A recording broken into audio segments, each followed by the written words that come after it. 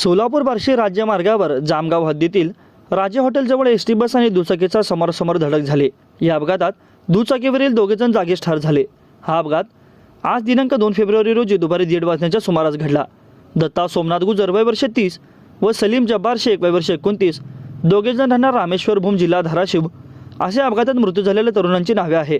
घटनेची माहिती मिळताच बार्शी तालुका पोलीस स्टेशनचे पोलीस सहाय्यक निरीक्षक जगदाळे, उपनिरीक्षक जनार्दन शिरसाट तसेच police head constable Rupesh Shelar, Rahul Bondar, Barshi शहरचे कर्मचारी पोलीस अधिकारी घटनास्थळी दाखल झाले। एसटी बस MH09 EM 8754 लातूरहून पुण्याकडे निघाली होती।